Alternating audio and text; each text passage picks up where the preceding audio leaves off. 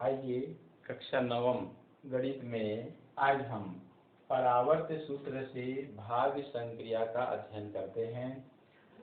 इसके लिए एक प्रश्न यहाँ देखिए, 7x वर्ग ऋण 5x धन 3 को x धन 1 से भाग दीजिए परावर्त सूत्र से। तो इसे हम व्यवस्थित लिख लेते हैं हल। भाज्य यहाँ पर है 7x वर्ग ऋण 5x धन 3 और भाजक x धन 1। ध्यान दीजिए, यहाँ पर लिखने के बाद आप ये जरूर जांच कर लें कि भाज्य में जो पद हैं वह उनके चर राशि के घात के घटते क्रम में है या नहीं। अगर नहीं है तो उसको आप घटते क्रम में पुनर्व्यवस्थित कर लिख लेंगे। ठीक इसी प्रकार भाजक में भी चर राशि की घात के घटते क्रम में पद व्यवस्थित है कि नहीं, इसे भी जांच कर लेंगे। अगर नहीं है तो उसे भी व्यवस्थित लिख लेंगे। जैसा कि आप इस उदाहरण में देख रहे हैं, यहाँ पर जो पद हैं भाज्य के पद वो चर राशि x की घात के घटते क्रम है। देखिए 2 घात है, यहाँ 1 घात है, यहाँ पर 0 घात है। ठीक इसी प्रकार भाजक में चर राशि का घात 1 है, यहाँ पर 0 है। तो इस प्रकार ये व्यवस्थित है। यहाँ एक और बात ध्यान दीजिए, भाजक में जो अधिकतम घात है चर राशि का उसका गुणांक 1 होना चाहिए। देखिए यहाँ पर चर x है, इसका गुणांक 1 है। तो हम आसानी से हम परावर्त सूत्र का इसमें उपयोग कर हल कर सकते हैं। आइए परावर्त सूत्र की मदद से भाग देना सीखते हैं। तो इसके लिए भाज्य के पदों को चिन्ह सहित थोड़ा सा दूरी बना करके लिखते जाएंगे। ऐसे एक आड़ी रेखा खींचिए और यहाँ पर एक ऊर्ध्वाधर रेखा खींचिए। ये भाज्य के पद हैं। अब भाजक x धन 1 है, उसको यहाँ लिखेंगे ऐसे। यहाँ पर भाजक का संशोधित भाजक ज्ञात करेंगे।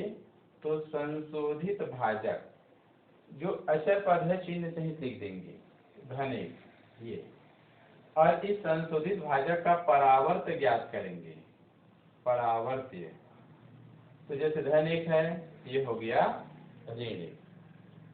अब यहाँ पर ये देखते हैं परावर्त में संशोधित भाजक में एक पद है, तो भाज्य में इकाई की तरफ से एक स्थान छोड़ करके एक और ऊर्ध्वाधर रेखा खींचेंगे। ये ऊर्ध्वाधर रेखा के उस पार जो भी हल आएगा वह शेषफल वाला भाग कहलाएगा। अब थोड़ा सा जगह छोड़ करके यहाँ पर एक रेखा और खींचिए। यहाँ पर भागफल प्राप्त होगा इस हिस्से में भागफल प्राप्त होगा, ये दोनों रेखा के बीच में। और यहाँ पर शेषफल प्राप्त होगा, यहाँ पर शेषफल प्राप्त होगा। आइए इसके गुणांक को चिन्ह सहित लिख देते हैं। धन 7 ये हो जाएगा ऋण 5 और ये हो जाएगा धन 3। सबसे पहले यहाँ जो भी संख्या रहेगा उसको आप चिन्ह सहित यहाँ उतार देंगे। जैसे धन 7 का गुणा परावर्त करेंगे तो धन और ऋण का गुणा ऋण 7 से कम 7। इसको अगली संख्या के नीचे लिख लीजिए ऐसे। इसको हल कीजिए ऋण 5 और ऋण 7 को, तो यह हो जाएगा ऋण 12। ऋण 12 का ऋण 1 से गुणा करेंगे तो ऋण का गुणा धन 12 एकम 12, उसको उस पार लिखेंगे रेखा के धन 12। तो देखिए धन 12 धन 3 हो गया धन 15।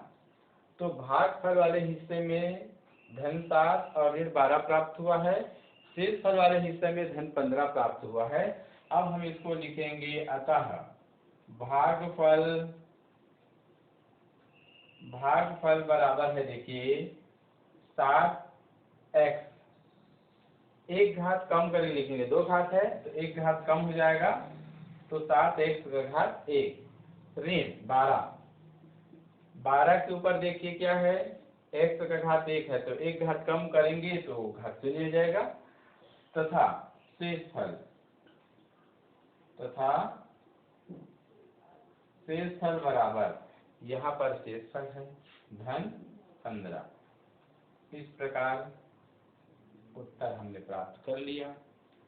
तो परावर्त सूत्र से भाग देना आपने अभी देखा है। आइए एक और उदाहरण से हम इसको और समझने का प्रयास करते हैं।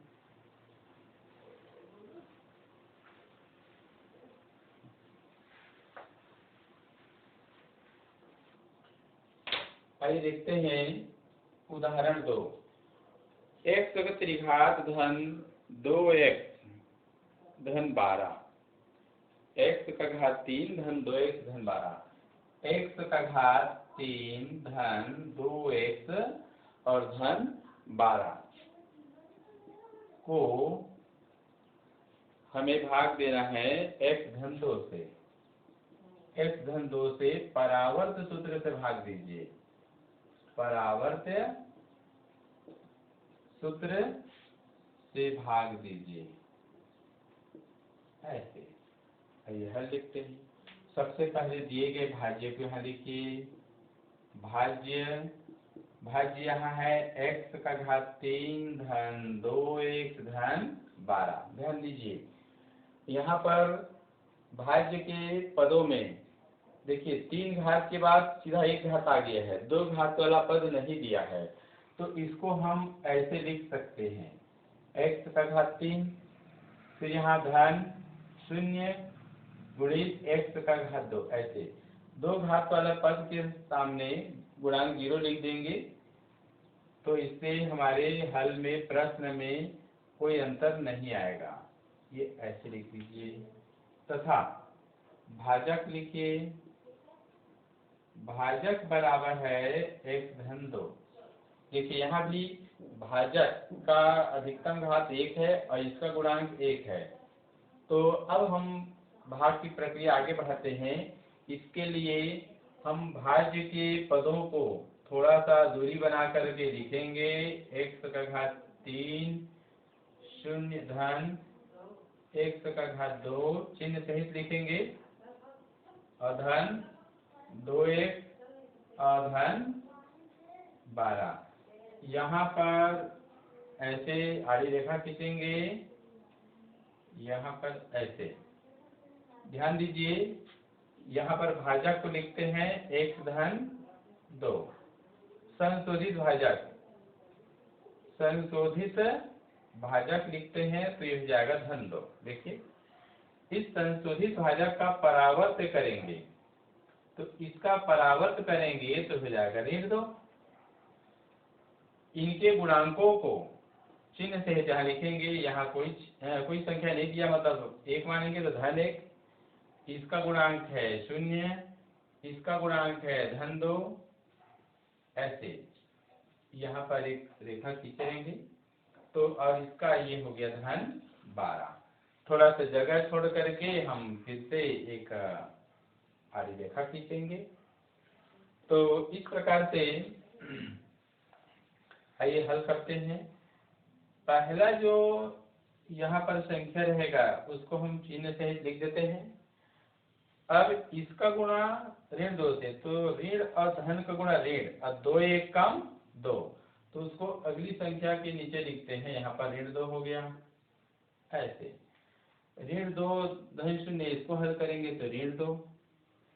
ऋण 2 का ऋण 2 से गुणा करेंगे तो ऋण ऋण का गुणा धन और 2 दूनी 4। इसको अगली संख्या इसके नीचे लिखेंगे। ये वाला पंक्ति को छोड़ देंगे पूरा, थोड़ा नीचे पंक्ति में।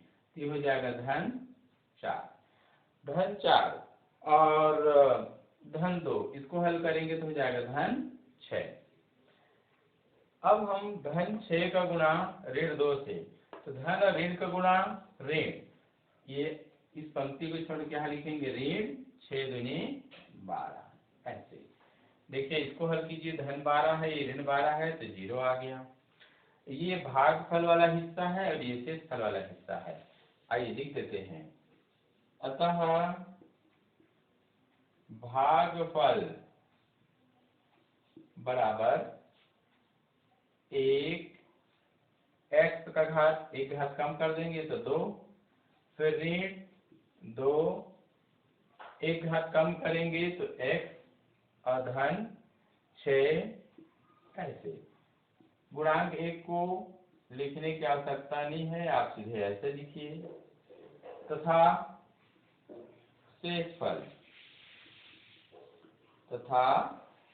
शेषफल यहाँ पर है 0, ये लीजिए 0। तो इस प्रकार हमारा उत्तर प्राप्त हुआ। तो आपने अभी परावर्त सूत्र से भाग द्वारा 2 प्रश्नों को हल करना सीखा है। आइए एक और सवाल देखते हैं। परावर्त सूत्र से भाग द्वारा हल करते हैं। प्रश्न क्रमांक है आज का 3। इसमें है 4x का त्रिघात ऋण 5x, 4x का त्रिघात ऋण 5x और ऋण 9 को 2x धन 1 से भाग दीजिए।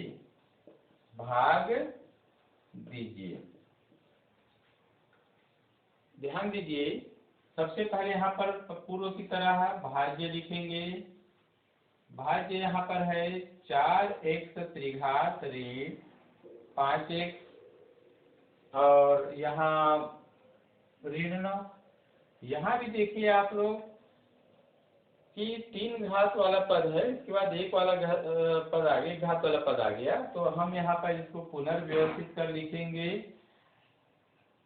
यहाँ पर देखिए धन 0x का वर्ग ऋण 5x ऋण 9। भाजक यहाँ पर है भाजक 2x धन 1।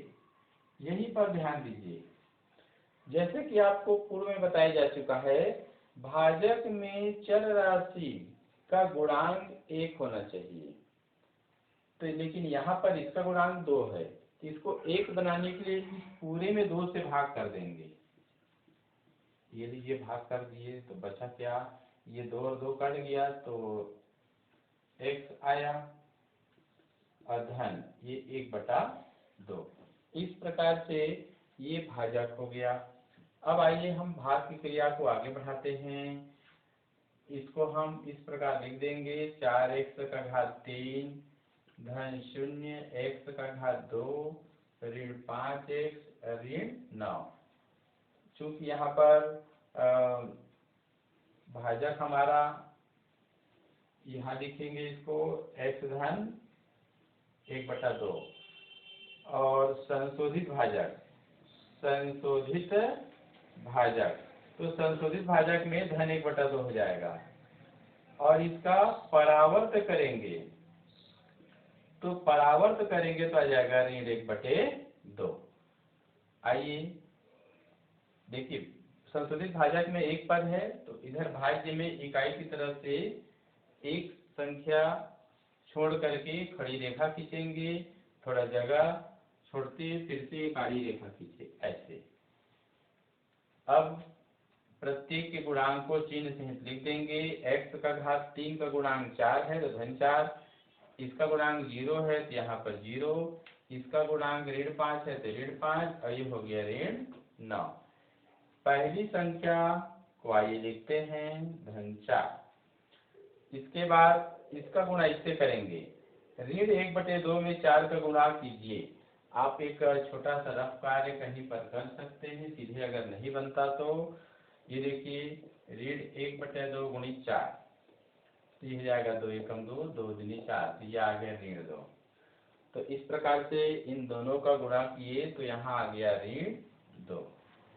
इसको हल कीजिए, धन 0 और ऋण 2 को, तो हो गया ऋण 2। ऋण 2 का ऋण 1/2 से हम गुणा करेंगे तो हो जाएगा धन 1। क्या हो गया, धन 1। यहाँ लिखिए धन 1। ऋण 5 में धन 1 को जोड़ेंगे तो हो जाएगा ऋण 4। अब आइए ऋण 4 और ऋण 1/2 का गुणा करते हैं तो ऋण 1/2 और ऋण 4, तो ऋण ऋण का धन हो गया, 2 एकम 2, 2 दूनी 4, ये आ गया कितना 2। तो इस प्रकार से ये हमें 2 प्राप्त हुआ, ये 2 धन 2। आइए अब हम आगे उत्तर लिख लेते हैं। उत्तर में अच्छा यहाँ पर थोड़ा सा देखेंगे,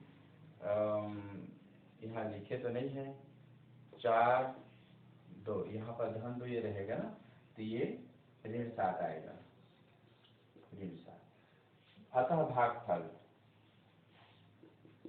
भागफल भागफल है 4, x का घात 2 हो जाएगा, 2 एक घात कम हो जाएगा और ऋण 4। इसी प्रकार से शेषफल लिखेंगे, शेषफल हो जाएगा ऋण 7। ये हो गया उत्तर।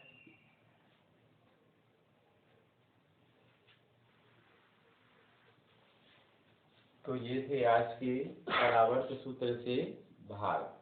शेष अगली कड़ी में।